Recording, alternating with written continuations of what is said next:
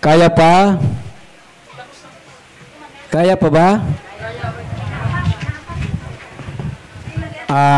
Apel man ni sa atong kuan. Apel na ni sa atong kining schedule. Mihatag si Padre yung isa ka oras para sa personal nga pangutana, open forum. Kay nasinati na mo og ni Padre nga bisan naminaw mo, nagtanaw mo si speaker, pero blanco gyapon na inigawas ani nga ministry. So, asking is another form of learning. Minaw sa kami sa mo'y matuman, dili sa kamo. Okay, okay na? Tanawagan niya, wala nang makadimao karon. So, kinsa na may naghimo na og pangutana? Wa pa? Okay, samtang naghimo mo sa pangutana, anay upat nga gitunol sa amo. Okay, Brad, magsugot sa atong open forum. Brad, maayong morning kanatong tanan. Sa among balay, Brad, nga karaan, kay bahog yun ko, o sure yun ko, nga gilubngan tog karaan nga mga Cowens, unsay angay buhaton, kay 15 ra ba kahaligi ang gibutangan.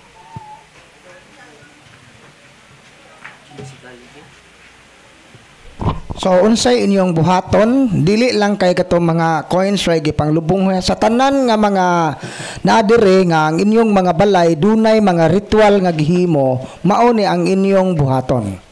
O dili lang mga ritual, naamoy mga butang diha nga matawag itog mga occult, kining mga habak bakaha o kanang mga ikog sa pagi, mga kinhason nga tunukon gipangbutang ninyo, mao ni ang inyong buhaton. Katong mga butang nga makita pa nato o kaya pa natong i-locate nga para atong i-remove gyud na tanan. Why ibilin ana? Pero katong gilubong na nga maglisod na ta pag-trace kay nga maggubuo na to ning tiles nga nakita ang simento. So ang inyong buhaton mao gyud ang kining gitawag na to paghinulsol, repentance.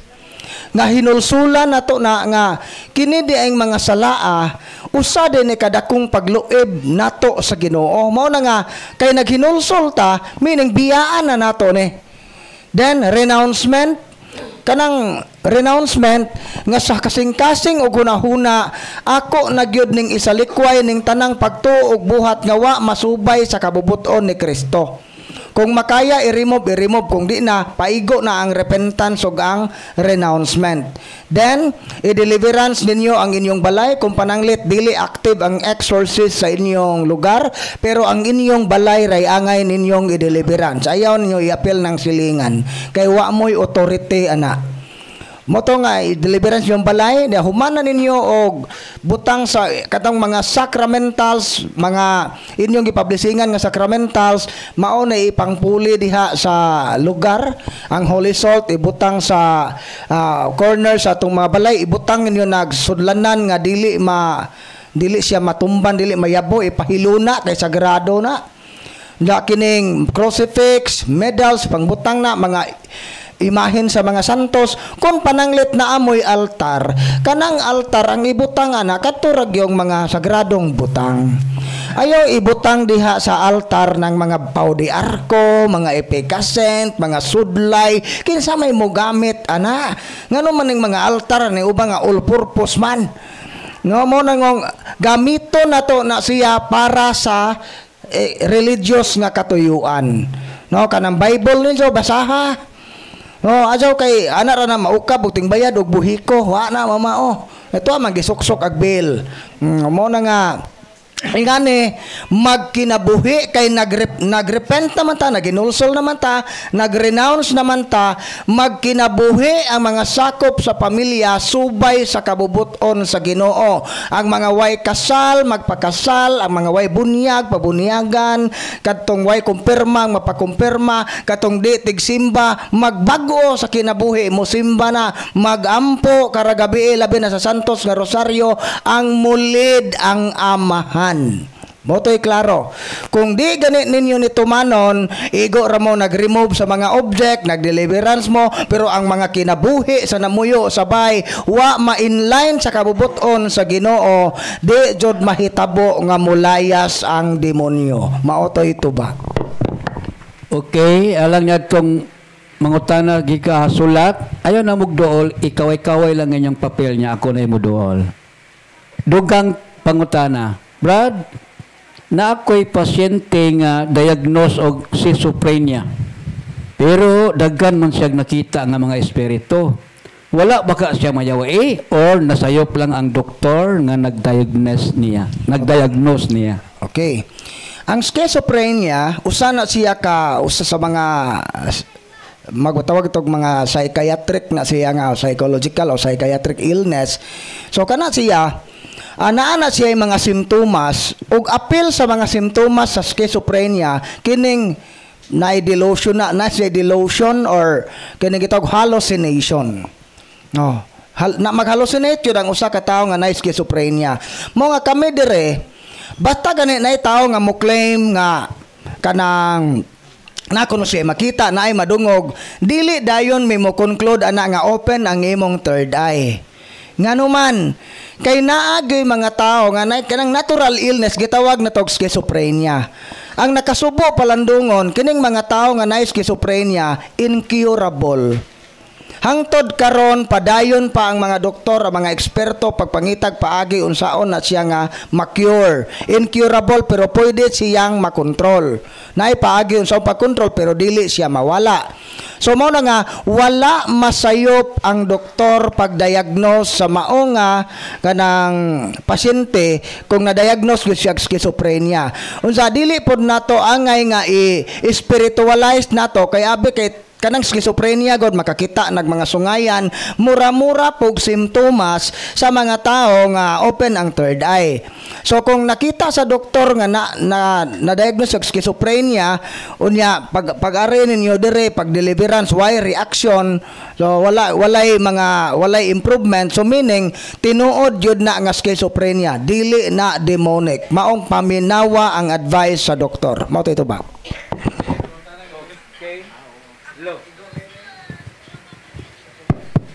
Hello. Dugang pangutana, Brad. Kining inyong gitawag nga cares, confession, adoration, rosary, Eucharist og sacramentals. Wala man mi adoration chapel sa mua, asa man mi mahimo muampo aning nga adoration. Okay. So, sa inyong parokya, dili jud mahitabo og mahimo ng parokya og wala mo'y tabernakulo ng Blessed Sacraments. So, dili tanang parokya na adoration chapel, pero tanang parokya na gyud tabernacle, na gyud Blessed Sacraments. Adto ka magampo atubangan sa Blessed Sacrament. Kanang tabernakulo baka namurag bye-bye ana nga dito butang na ma-consecrated host si Kristo na. Kung pananglit layo kag simbahan, mao gani nga sa atong mga panimalay naagyod tay altar. Natay lugar sa atong balay diin adto ta makighinabi sa Dios. Pararagod ang kwarto at kwarto sa magtiayon naadto sila higdaanan nga para sa magtiayon. Ang lamisa mao ni ang lugar tapukanan diin ana ta mangaon tanan. Ang altar usab mao ni ang lugar diin makigtagbo ta sa Ginoo diha sa atong mga panimalay. So, kung dili available, maglisod ka pagpangita sa Adoration Chapel, layo ka sa simbahan para makato ka sa Blessed Sacrament, paggama og altar sa inyong balay o magngita kag quality time nga mohimo gyud tag mga pagampo para sa Ginoo. Gani sa kinabuhi sa mga santos, wala na sila'y altaray. Nganuman magpanaw sa bukid, siging panaw, siging ampo. Kay ang pagampo lagi, anytime pwede na tong himuon, ga-drive kag tricycle nang laba ka, pwede na mahimong pagampo. Instead nga magbagutbot ka ng animal baning ako may kanunay palabhon, kanang imong kabisi, kanang mga trabaho tanan kung ihalad nimo na sa Ginoo, mamahimo ng pagampo. Maoto ito ba? Okay, dugang pangutana, Brad. Naami imahin sa Santo Niño na buak wala na mo tuyo unsa may among buhaton, amo tong ilabay, ipaayo or i-surrender.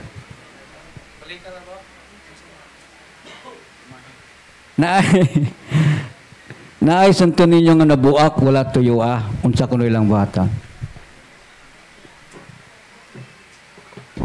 So about ana mga blessed objects kanang mga nga nakuan imahe, mga crucifix nga dagko baron tanang imahe or kanang gitungion santo ninyo nga nabuak, ang buhaton ana i-dispose na gid na siya.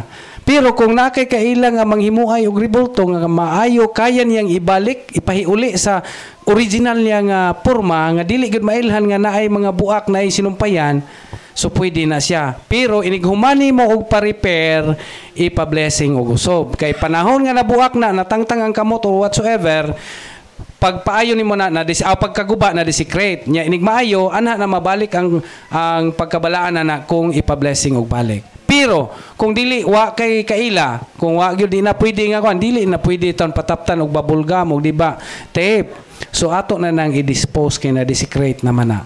Ipi-dispose kay nganuman ug dool na mo dire, i-surrender lang dire kay kami dispose. Pero kung naka sa inyo, mao na nga natay mga pagampo ana katong prayeran sa breaking of seals and consecration katong nay pagampo pangutana lang mo sa inyong case officer unsaon ini kahuman ninyo og pagampo na sa breaking, pwede niyo na dugmokon og ilubong sa usa ka dapit nga dili na matumban. Ha? Unya ko nung maglubong mo ana, magbuwak mo ingon na ayaw mo pakita sa inyong mga silingan. Kay basig ingnon ka sa imong silingan tuan na, ni balhi nagtinuan niyong kuan kay namuak nagribulto. So ayaw, ha? Kanang tago nga dapit, kwarto baro nimo nang dugmukon nya ilubong sa lugar nga dili matumban. Mao to ito bag ito. Okay, dugang pangutana. Pwede ba di ko sure og unsay imong pasabot ako lang basahon ang imong gisulat. Pwede ba madeliverance ang bana nalumay tuwa sa abroad? Nalumay ba ni? Mura mag nalumay gyud. Oh. Pwede ba madeliverance ang bana bro nga nalumay pero tuwa sa abroad? Mas maayo nga paulio na kay ang deliverance dapat na siya physical. No, la isa pod labi ng mga tinuod man ganin ang gibarang o gilumay kana siya kinahanglan gyud nagproseso. No, i-process yun na siya kay gikinahanglan man nato ang iyang consent. Kinahanglan nga nahi consent. Pero kung gaduda ra ka, pagduda pa natanan, pwede ka mo offer og prayer para sa iyang conversion o para baka sa og nagduda ka, nagsuspect ka nga nazoy yawa nga nagpaluyo aning hitabua, pwede ka mo mupili og mga prayer of deliverance nga intercessory prayer. Kanang mga prayer of deliverance nga nangayo ta sa Ginoo og tabang para sa mao nga biktima. Dili tong direct command kay kinsa may imong gikuman wa man diha. So mo na nga pwede ang intercessory prayer nga gamiton ninyo ana. Pero kung tinuod man gani na mas maayo gyud na kung ato siyang ma-process.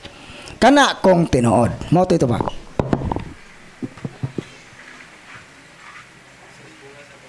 Okay, na po ba yung mga utana? Ikaw lang ngayong papel. Taas pa kay tag time. Time check 11:17. Okay, niya ay pangutana. Nya unaw na to ning akong ikaduha. Okay, Brad. Curiosity lang ko, Brad. Ang kanang pagsigarilyo ba usa ba ka sinful lifestyle? Ang pagsigarilyo, Brad, sala ba kuno sa sinful lifestyle? Yani ha, 1 Corinto 3:16-17. Ang atong lawas templo sa Espiritu Santo. Unya matud pa sa mao nga teksto, laglagon sa Dios ang muguba sa iyang templo nga mao ang atong lawas. Lain pa gyud 1 Corinto 6:19 hangtod sa 20 nga labi na sa 20, busa gamita ang inyong lawas alang sa himaya sa Dios. So kay templo man ta sa Espiritu Santo, gamiton nato ang atong lawas paghimaya sa Ginoo. Karon ang pangutana, Imposible man jud kayo nga wata kahibaw nga ang sigarilyo makadaot. Kung nakahibaw ka nga makadaot ni siya sa lawas, pero ato nang gihimo, usa ka na kapag panamastamas sa templo sa Espiritu Santo, nga mao ang atong lawas. So mao na nga, kung habit na nato ang maong pagpanigarilyo, makonsider na nga naka sa state of habitual sin, sinful lifestyle, simple, nga nara.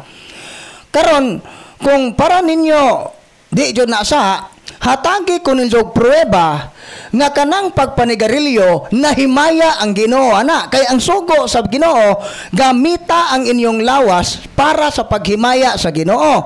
Kung para ninyo di na sa kinahanglan namoy ebidensya mo pamatuod nga ang pagpanigarilyo nakapahimaya sa Ginoo. Mao to itubag.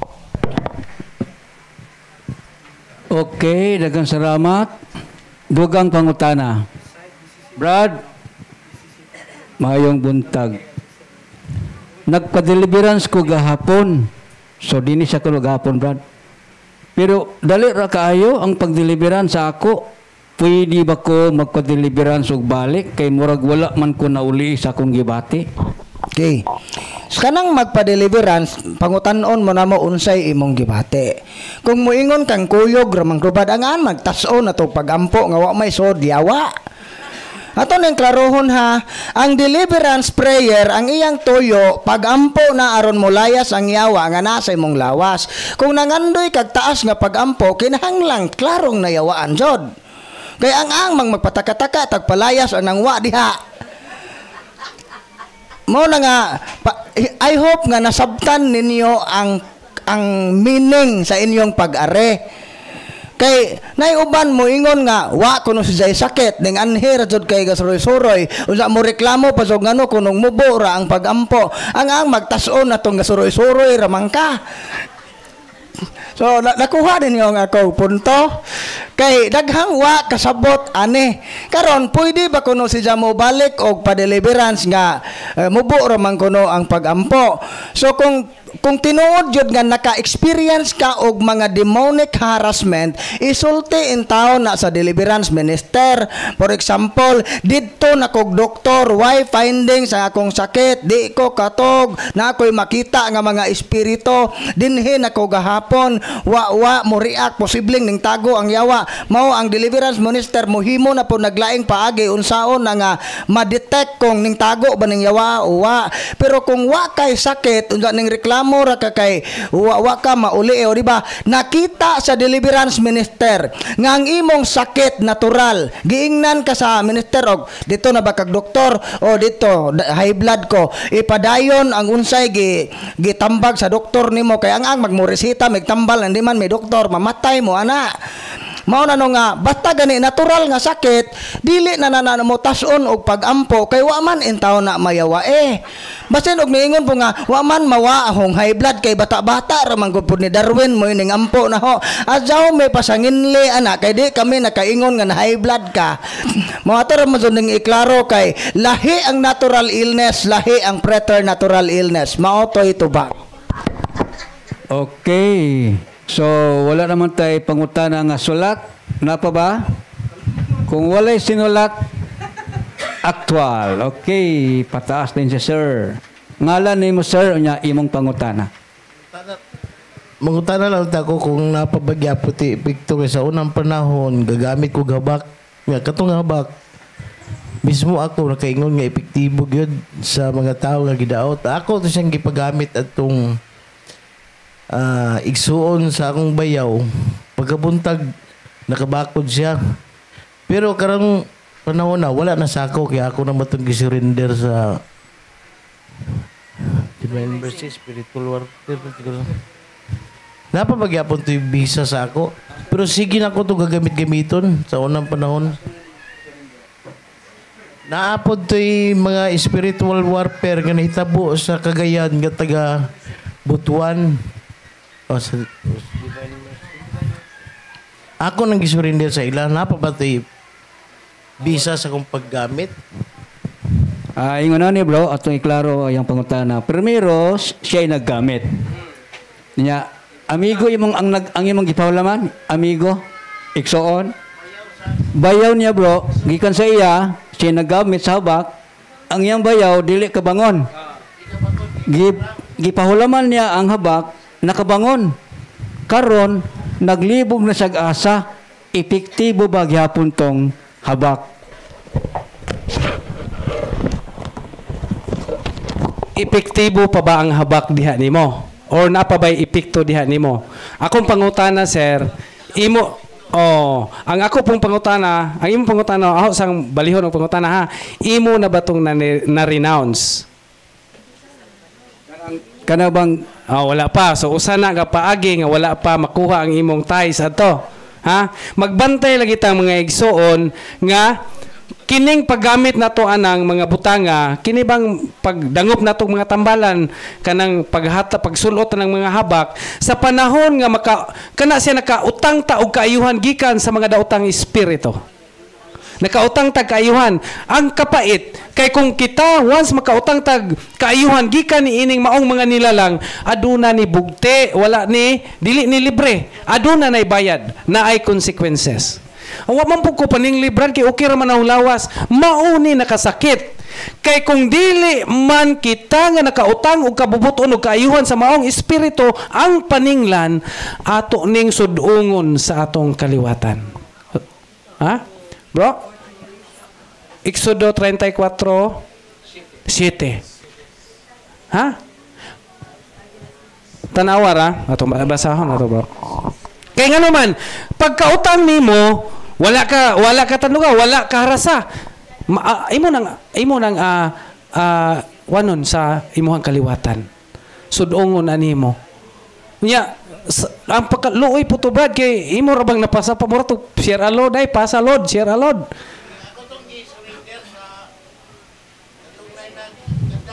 Nagkandak pero ang pangutana ato na surrender nimo apan wala nimo bugtua ang curse between nimo ug katong maong mga demonyo.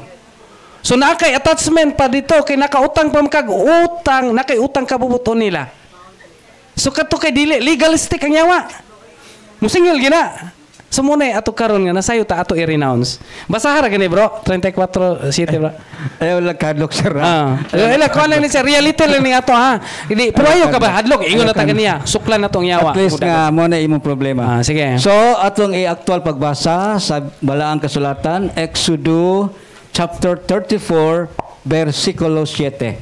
Matud pa sa balaang kasulatan, nahigugma gayud ako ang Dios og nagatuman sa kung saad ngadto sa linibo ka kaliwatan og nagpasaylo sa mga sala og kalapasan.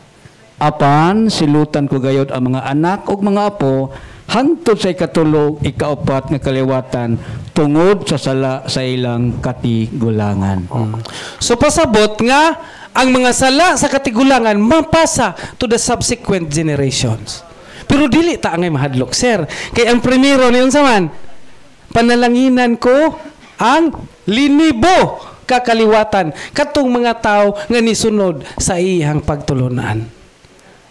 So ana ra ayo kadlok himua na nga tami nga mahimo kang isog pagbalik pagsunod sa Ginoo, no? Ang buhaton nimo sir, mag-renounce ka. Na ay renouncement prayer unya musabat ka or ingna ang minister kung asa ka ma-assign nga maghimo ka og solemn renouncement kinatay mga basahon na dito, no? Solemn renouncement unya hinulsula nimo repentance, hinulsula nimo ang maong buhat og imong ikumpisal aron maputol ang curse or ang tunglo nga nagkunik nimo og kadtong mao nga daotang espiritu.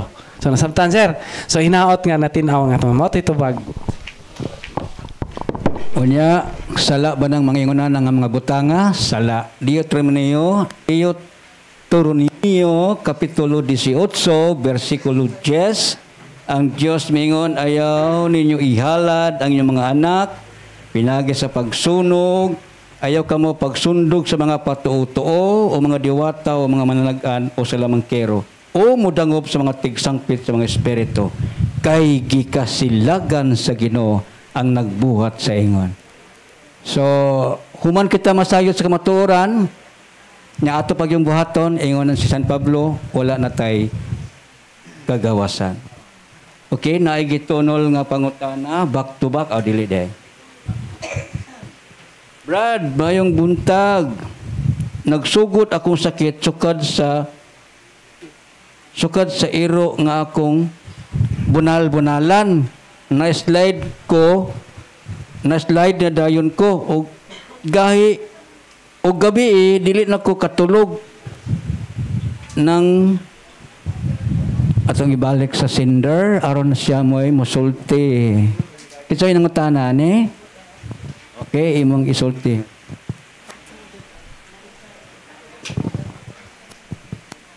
So gani akong sakit katong na-slide ko nga andang bunal-bunalan ako kang duha ka itoy kay tai-tai malagi dito sa balay na mautong na-slide ko dahil na adto ko sa doktor, gioperahan dayon ko ang akong tiil. Dayon di ko kasabot nga mo may ka-alibyo sa akong sakit katong gioperahan. Sige kung di ko katulog, daghan akong gibati. Muy akong pagtuo nga kadto kay nakaangin. So ang iyang ipasanginlan bro, katong iyang pagdagmal sa iro, nya na-slide siya, nya di na siya katulog. Tinuod ba ang iyang huna-huna o pagtuo nga katog yung hiro mo hinungdan? Kung ningadto kag albularyo, di jud na ikatinga ngano nga di ka makatog kung wa pa na nimo makumpisal. Nya usapod papila na kahay edad ni nanay nga nangutana ani. So mas mayo nga balik sa doktor para masuta na to og unsay mga hinungdan niya ng maong sakit.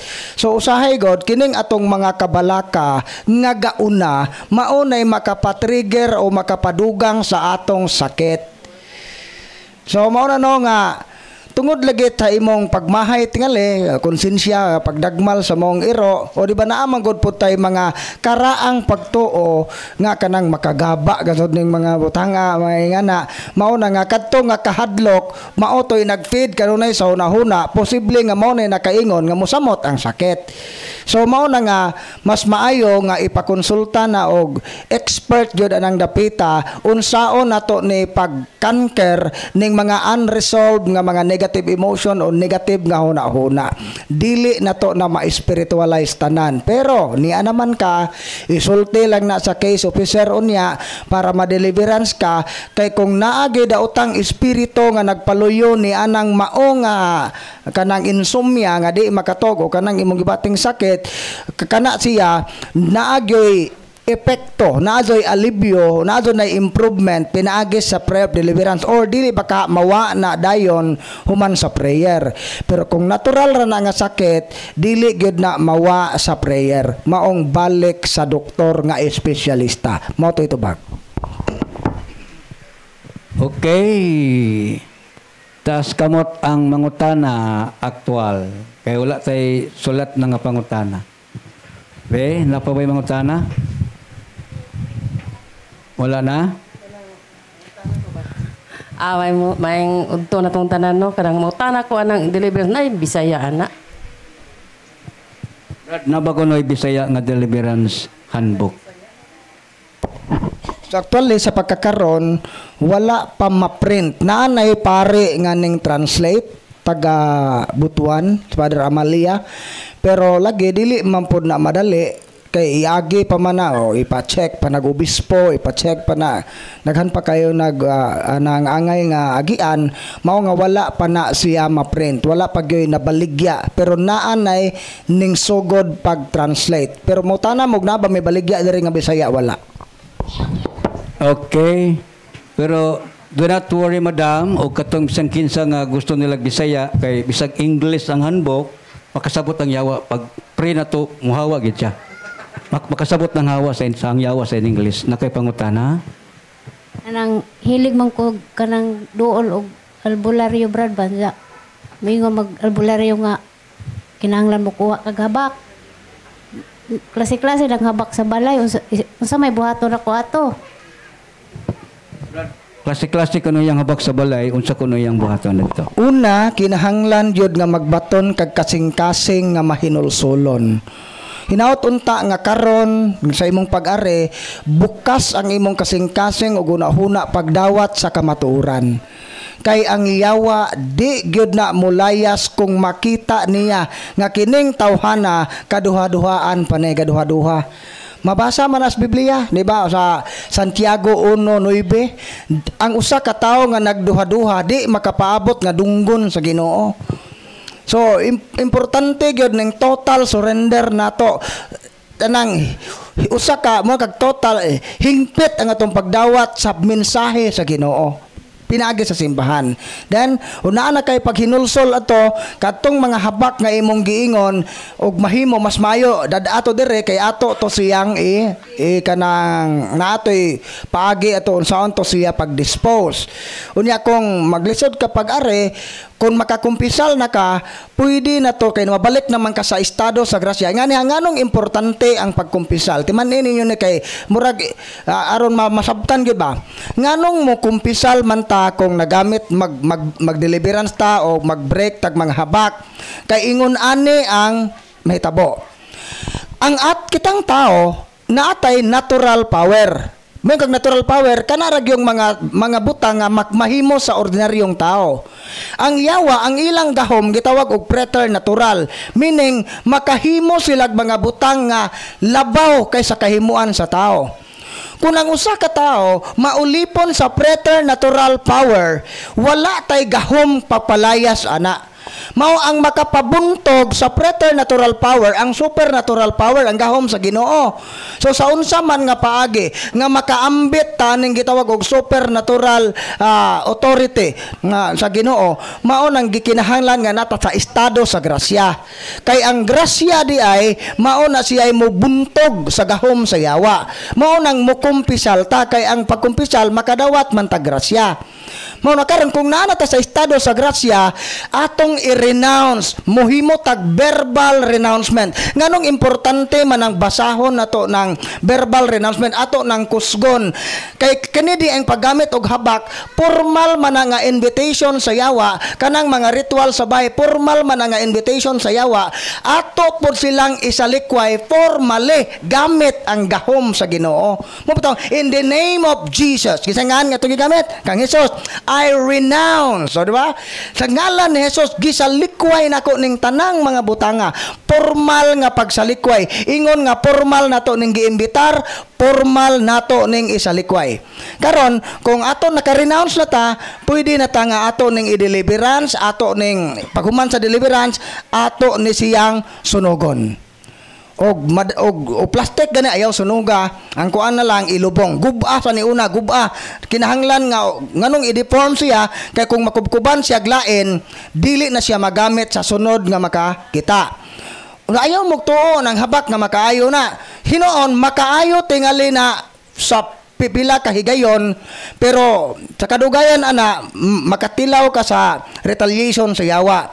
Kaalam ni Solomon 16:12, wala sila mamaayo sa mga tambal o habak na ayo sila pinaagi sa imong pulong o Ginoo.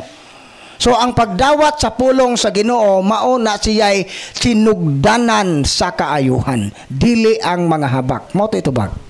Okay, inya kung dool ra ka dinhi sa Anas Valencia, inya mahadlok ka mo kanang mo dispose, pwede nimo ipadala